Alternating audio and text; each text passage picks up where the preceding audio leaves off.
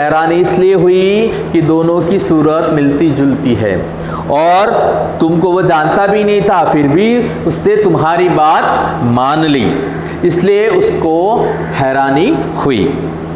दुष्यंत राजा कहते हैं, क्या कहते हैं दुष्यंत? बच्चे को गोद में उठाकर, बच्चे को गोद में लेते हैं, गोद में उठाकर, हे तपस्विनी, जो यह ऋषि कुमार नहीं है तो किस वंश का है? अगर ये ऋषि कुमार नहीं है, मैंने ऋषि कुमार तप में रहने के कारण उसको ऋषि कुमार संबोधित किया, लेकिन तुमने तो कहा कि ये ऋषि कुमार नहीं है, तो ये ऋषि कुमार नहीं है तो किस वंश का है, यानी किस कुल का है, किस वंश का है? दूसरी तपस्विनी, यह पुरुवंशी है। उसकी वंश के बारे में बताते, क्या बताया कि यह पुरुवंशी है। दुष्यंत राजा कहते, क्या कहते हैं? स्वयं से, अपने आप से, इसलिए इसकी सूरत मुझसे मिलती है, क्योंकि राजा दुष्यंत भी पुरुवंशी थे। जब तपस्विनी कहती है कि ये तो क्या है, पुरुवंशी है, तब राजा दुष्यंत अपने आप से मन ही मन कहते हैं, स्वयं से कहते हैं, क्या कहते हैं? इसलिए इसकी सूरत मुझसे मिलती है। फिर बच्चे को गोद से उतार देते हैं कि पुरुवंशियों में यह रीति तो निश्चित है कि युवावस्था में वे महलों में रहकर पृथ्वी की रक्षा और पालन करते हैं। पुरुवंशियों में रीत निश्चित है कि वह क्या करते हैं? युवावस्था में महलों में रहकर पृथ्वी की रक्षा करते हैं। महलों में रहकर, जब युवानी का समय होता है, युवावस्था होती है, तब वो महलों में रहकर पृथ्वी की रक्षा करते हैं। और जब वो वृद्ध होते हैं, यानी वृद्धावस्था में आने पर, वह वन में जितेंद्रिय तपस्विनियों के आश्रम में वृक्षों के नीचे कुटी बनाकर रहते हैं। ये पूर्ववंशियों के रीति के बारे में यहाँ पे राजा दुष्यंत ने बताया।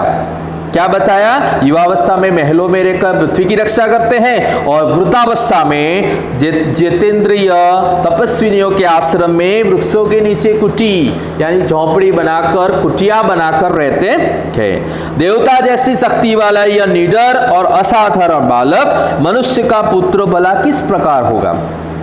क्या लिखा है? देवता जैसी शक्ति वाला, देवता जैसी ताकत वाला, निडर, बहादुर और असाधारण बालक मनुष्य का पुत्र भला किस प्रकार होगा? जब तपस्विनी ने कहा ना कि ये तो ऋषि कुमार नहीं है, तो ये ऋषि कुमार नहीं है तो कौन है? तो तपस्विनी ने क्या कहा? ये पुरुवंशी है। तब पुरुवंशी रीति के बारे में राजा दुष्यंत ने बताया। आगे दूसरी तपस्विनी क्या कहती है? कहती है, हे परदेशी, तेरा यह संदेह तब मिट जाएगा जब तू जान लेगा कि इस बालक की मां मेनका नामक एक अप्सरा की बेटी है।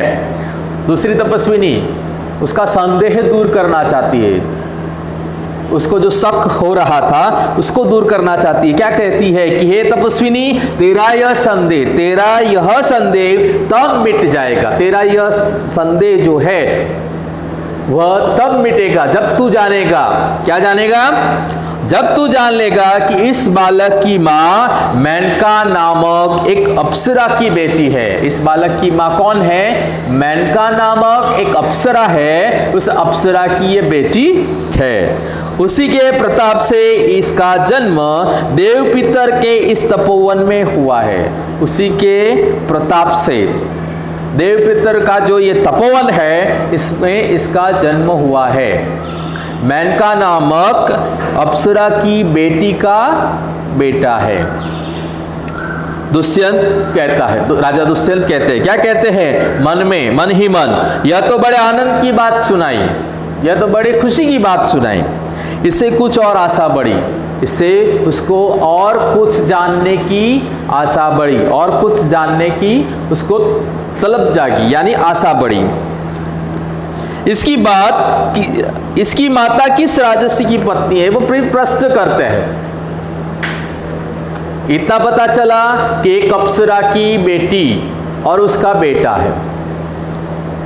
उससे और जानने की उत्सुकता राजा दुष्यंत को हुई और राजा दुष्यंत ने उससे प्रश्न किया तपस्विनी से।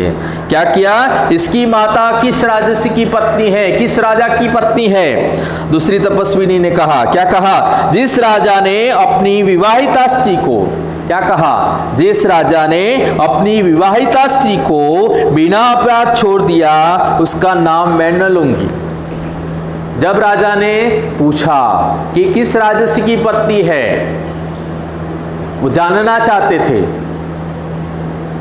तब तपस्विनी ने क्या कहा कि जिस राजा ने अपनी विवाहिता पत्नी को बिना अपराध यानी बिना कोई अपराध के छोड़ दिया हो, उस राजा का नाम मैं लेना चाहती नहीं हूं।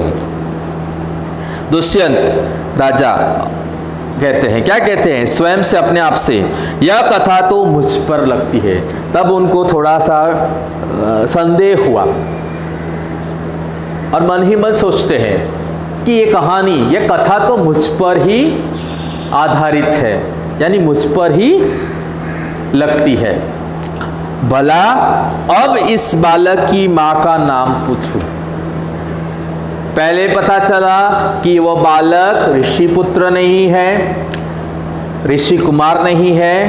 फिर पता चला कि बालक का वंश पूर्ववंशी है, यानी पूर्ववंश से रिलेटेड है। फिर पता चला कि एक अप्सरा की बेटी का बेटा है।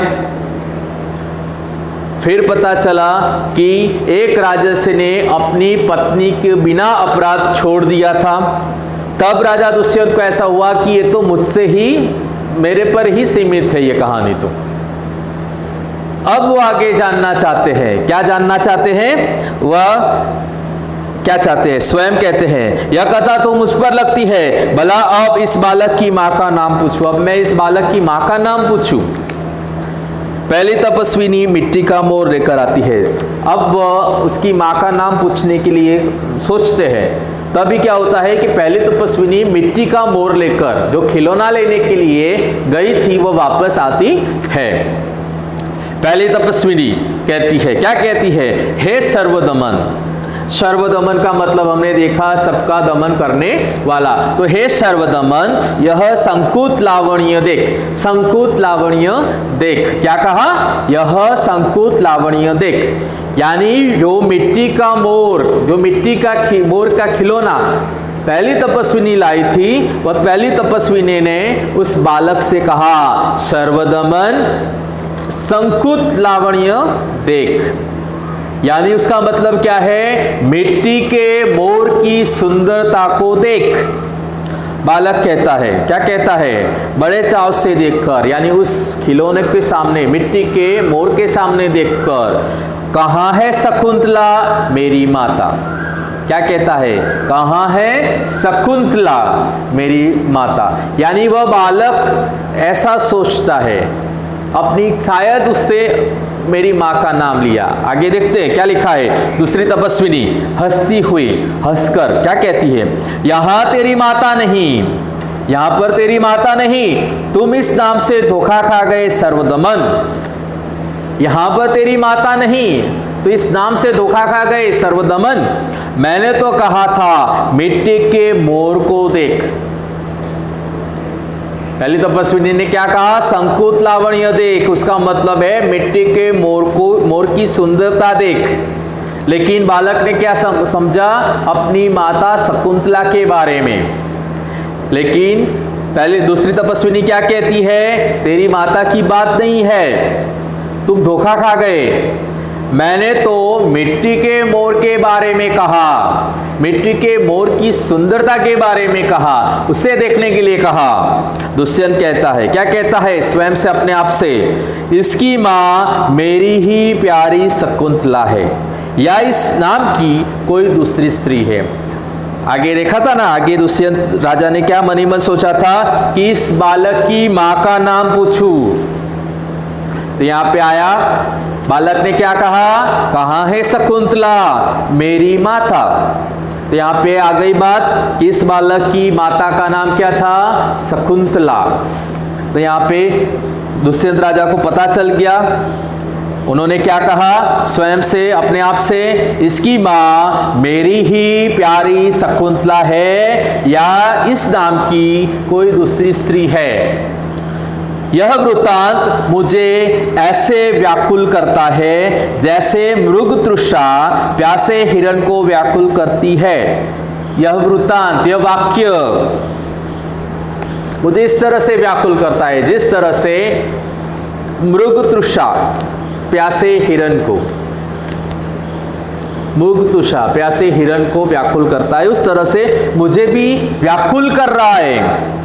बालक क्या कहता है खुश होकर, मुझे यह मोर बहुत अच्छा लगता है, खिलौना ले लेता है।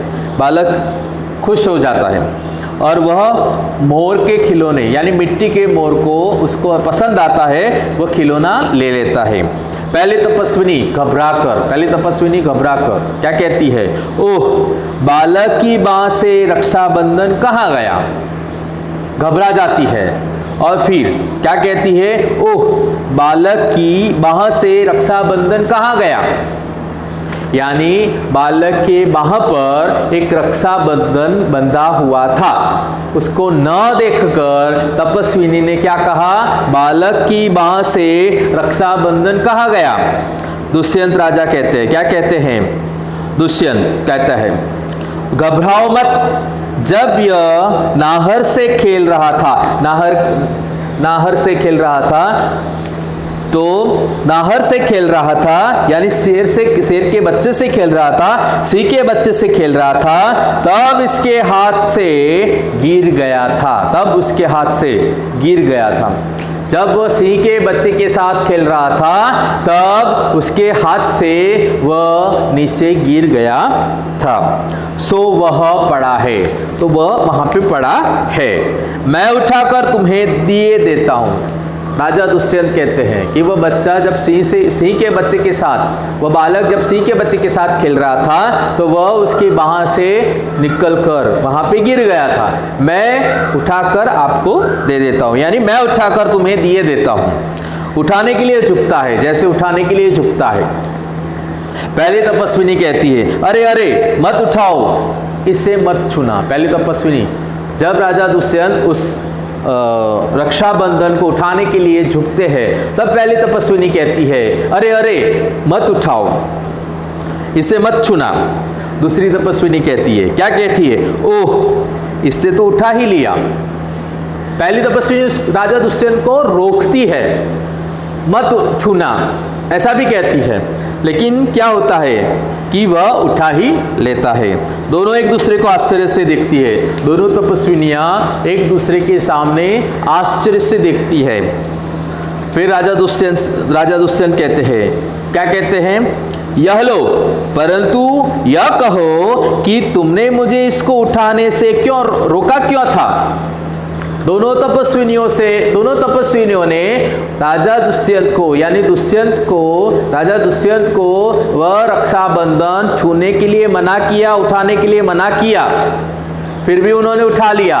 इससे राजा दुष्यंत ने दोनों तपस्विनियों से कहा, क्या कहा, यह लो, परंतु यह कहो कि तुमने मुझे इसको उठाने से क्यों रोका। दूसरी तपस्विनी कहती है, इस रक्षाबंधन का नाम अपराजित है। रक्षाबंधन का नाम क्या था, अपराजित है। जिस समय इस बालक का नामकरण हुआ था, जब इस बालक का नामकरण हुआ था तब महात्मा मरीचि के पुत्र कश्यप ने यह धागा दिया था। जब इसका नामकरण हुआ था तब महात्मा मरीचि के पुत्र ने यह धागा उसके वहां पर बांध दिया था। इसका गुण है, यानी उसका गुण क्या है, इसका गुण है कि कभी यह धरती पर गिर पड़े तो इस बालक के माता पिता को छोड़कर इसे कोई दूसरा न उठा सके। ये रक्षाबंधन का नाम है अपराजित। बालक के जब नामकरण हुआ तब महात्मा मरीचि के पुत्र कश्यप ने इसको बांधा था, धागा दिया था। लेकिन इसके गुण क्या है, इसका गुण यह है कि धरती पर जब ये गिर जाता है तो उसके माता पिता के सिवाय कोई दूसरा उठा सकता नहीं है। दुष्यंत कहता है, राजा दुष्यंत कहते हैं, क्या कहते हैं, और जो कोई उठा ले तो क्या, अगर कोई उठा लेता है तो क्या, पहली तपस्विनी, तो यह तुरंत सांप बनकर उसे डसता है। पहली तपस्विनी ने क्या कहा, तो यह तुरंत सांप बनकर उसे डसता है। तुरंत सांप बनकर गिर गया, किसी दूसरे ने उठाया तो वह धागा सांप बन जाएगा और उठाने वाले को डस लेगा। माता पिता के सिवा, अगर माता पिता उठाते हैं तो कुछ नहीं होगा, लेकिन अगर कोई दूसरा व्यक्ति, कोई त्राहित व्यक्ति उसको उठाता है तो वह धागा सांप बन जाएगा और सांप बनकर उसको डस लेगा। दुष्यंत राजा कहते हैं, क्या कहते हैं, और जो कोई उठा ले तो क्या हो, पहले तपस्विनी कहती है कि वो सांप बनकर उसे डसाए। दुष्यंत कहते हैं, क्या कहते हैं, तुमने कभी ऐसा होते देखा है, तुमने कभी ऐसा होते देखा है। महात्मा मरीचि के पुत्र कश्यप ने ये धागा दिया और उन्होंने ये भी कहा था कि माता पिता के सिवा दूसरा कोई उसे उठा नहीं सकता, अगर कोई उठा लेता है तो वह सांप बनकर उसको डसेगा, ऐसा भी कहा। तो ये सब तुमने देखा है, ये सब तुमने देखा है, ऐसा राजा दुष्यंत ने कहा। पहली तपस्विनी अनेक बार, पहली तपस्विनी ने क्या कहा, ऐसा तो हमने अनेक बार देखा है। दुष्यंत राजा कहते हैं, क्या कहते हैं, प्रसन्न होकर, खुश होकर, तो अब मेरा मनोरथ पूरा हुआ, तो अब मेरा मनोरथ पूरा हुआ। जब राजा दुष्यंत पेड़ की ओट में छिपकर वो बालक की सभी प्रवृत्तियों को देख रहे थे, सभी बाल क्रीड़ाओं को देख रहे थे और सोच रहे थे उस बालक के साथ खेलने का, उस बालक की सब जानकारी लेने के बाद स्टेप बाय स्टेप उनको पता चलता है कि किस तरह से, पता चला कि ऋषि कुमार नहीं है, पता चला कि पूर्ववंशी है, पता चला कि वो किसी अप्सरा की बेटी का बेटा है, पता चला कि माता पिता के सिवा कोई भी उस धागे को उठा नहीं सकता। ये सब बातें जो हो रही थी, उन सब बातों से वह आखिर में क्या बोल रहे हैं, तो अब मेरा मनोरथ पूरा हुआ, मैं क्यों ना आनंद मनाऊं, अब मेरा मनोरथ पूरा हुआ, मैं क्यों आनंद न मनाऊं, मैं क्यों खुश न हो। फिर बालक को गोद में ले लेते हैं, फिर बालक को गोद में लेते हैं। अब उनको पता चल गया कि यह बालक कोई और नहीं, उनका और शकुंतला का बेटा है, यानी राजा दुष्यंत और शकुंतला का ही बेटा है।